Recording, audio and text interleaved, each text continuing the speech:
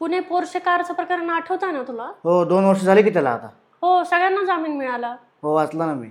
Road ॲक्सिडेंटमध्ये मेल्यामुळे 262 कोटी रुपयाची भरपाई मिळाल्याची गोष्ट ऐकली आहे का तू? नाही, कुठं झालंय? जान्हवी कुंडुला नावाची एक इंडियन स्टुडंट होती आंध्र प्रदेशची. ती अमेरिकेत गेली मास्टर्स करायला सिएटल या राज्यामध्ये. एके दिवशी रस्ता क्रॉस करताना तिला गाडीने उडवलं. त्या ॲक्सिडेंटमध्ये ती मेली. ही घटना घडली आता 3 वर्षापूर्वी जानेवारी 2023मध्ये. आता ऐक, ज्या गाडीने तिला उडवलं ती गाडी होती पोलीस कार. केविन डव नावाचा एक पोलीस अधिकारी होता, तो ती गाडी चालवत होता. एका ठिकाणी त्याला ड्रग्ज रिलेटेड एक टिप मिळाली, तर तिथे जात असताना हा कांड झाला.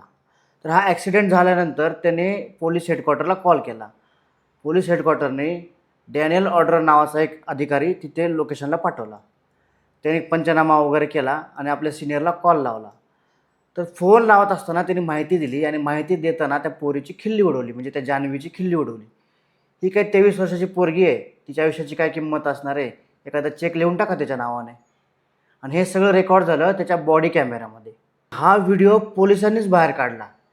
हा व्हिडिओ बाहेर आल्यानंतर अख्ख्या अमेरिकेमध्ये त्याचे पडसाद उमटले, आंदोलनं झाली, मोर्चे निघाले की जान्हवी कुंडुलाला न्याय द्या आणि त्या पोलिसांवरती कारवाई करा. तिच्या घरच्यांनी या पोलिसांविरोधात केस फाईल केली सिएटल कोर्टामध्ये. त्याचा निकाल आता मागच्या महिन्यात फेब्रुवारी महिन्यात लागला. तर कोर्टाने तिच्या घरच्यांना 262 कोटी रुपयाची नुकसान भरपाई दिली. आणि ज्या पोलिसानं तिला उडवलं त्या पोलिसाला नोकरीवरून काढून टाकलं आणि त्याला $5,000 फाईन लावला.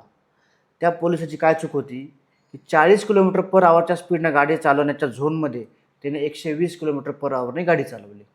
आणि कोर्टाने काय म्हणलं निकालामध्ये, जान्हवी कुंडुलाचं आयुष्य महत्त्वाचं होतं, तिच्या कुटुंबासाठी, तिच्या मित्रांसाठी आणि आपल्या संपूर्ण समाजासाठी.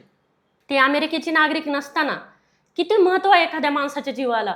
सिस्टीम स्ट्रॉंग आणि नॉन करप्ट असल्याचं लक्षण आहे हे.